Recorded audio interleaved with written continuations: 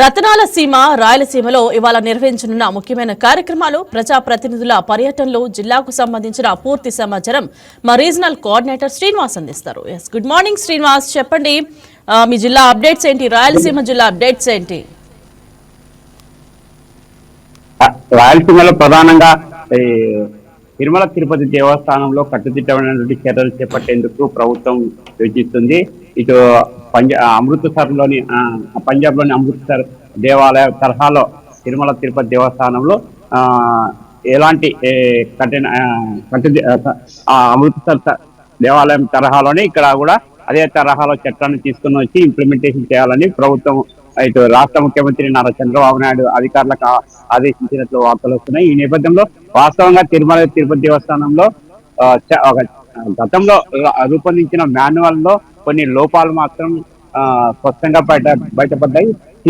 కల్తీ నెయ్యి విచారణ సందర్భంగా సిట్ అధికారులు చెప్పిన విచారణలో కొన్ని లోపాలు మాత్రం సిట్ అధికారుల దృష్టికి వచ్చాయి. ఎప్పుడు 1953లో రూపొందించిన ఈ మాన్యువల్ ప్రకారంగా ప్రస్తుత పరిస్థితులు లేవని, అప్పట్లో దేవస్థానం ఆదాయం 10 కోట్లు ఉండగా ప్రస్తుతం దేవస్థానం బడ్జెటే 5,000 పైగా కోట్లు బడ్జెట్ ఉంది.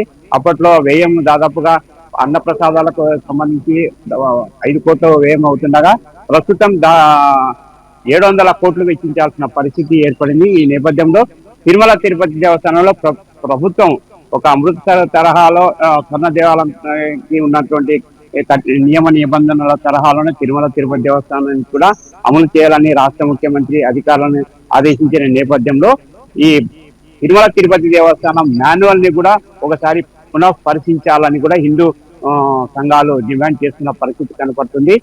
1953లో 4 సభ్యులతో ఒక పాలక మండలి ఏర్పాటు చేశారు. కేవలం 4 సభ్యులతోనే అప్పట్లో విధి నిర్వహణ బాధ్యతలు, పాలనా వ్యవహారాలు చక్కబెట్టారు. ప్రస్తుతం అప్పటి పరిస్థితులతో పోలిస్తే ప్రస్తుతం పాలక మండలి ఒక జంబో తరహాలో సభ్యులను నియమించడం, తర్వాత ప్రొక్రూట్మెంట్, తర్వాత ఫీల్డ్ విజిట్ టీము, ఇట్లా కొన్ని డిపార్ట్మెంట్ అని మాత్రం సవరించాల్సిన పరిస్థితి అయితే చిట్టు విచారణలో బయటపడ్డాయి. కేవలం తిరుమల తిరుపతి దేవస్థానంలో జరిగే లోపాలకు దేవాలయ సిబ్బందిని సృష్టించడానికి మాత్రమే మాన్యువల్ పొందుపరిచారు తప్ప ఈ పాలక మండలి సభ్యులపైన తప్పు చేస్తే దానికి బాధ్యత వహిస్తే మాత్రం అందుకు పాలక మండలి సభ్యులతో పాటు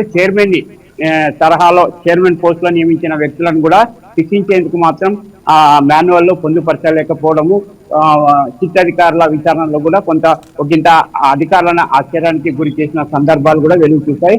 ఇప్పటికైనా రాష్ట్ర ప్రభుత్వం తిరుమల తిరుపతి దేవస్థానం మాన్యువల్ ని ఈ ప్రస్తుత అవసరాలకు తగ్గట్టుగా మార్చాలని కూడా ఇటు హిందూ ధార్మిక సంఘాలతో పాటు పలువురు ప్రభుత్వాన్ని డిమాండ్ చేస్తున్నారు. ఇక మరో అంశాన్ని పరిశీలిస్తే మాత్రం రాష్ట్ర వ్యాప్తంగా ఈ ఎత్తిపోతల పథకాలకు సంబంధించి ప్రభుత్వం ఒక శుభవార్తని చెప్పిందని చెప్పవచ్చు. గత వైసీపీ ప్రభుత్వ హయాంలో మరమ్మతులు చేపట్టకపోవడం, విద్యుత్ బిల్లులు పేరుకపోవడంతో దాదాపుగా రాష్ట్ర వ్యాప్తంగా 1,500 ఎత్తిపోతల పథకాలు పనిచేయకపోవడము, పథకాల కింద దాదాపు 8,50,000 ఎకరాల ఆయకట్టు సాగు కావాల్సి ఉండగా మరమ్మతులు, నిర్వహణ, విద్యుత్ బిల్లులు తదితర సమస్యలతో కేవలం 4 లక్షల ఎకరాలకే పరిమితమైంది.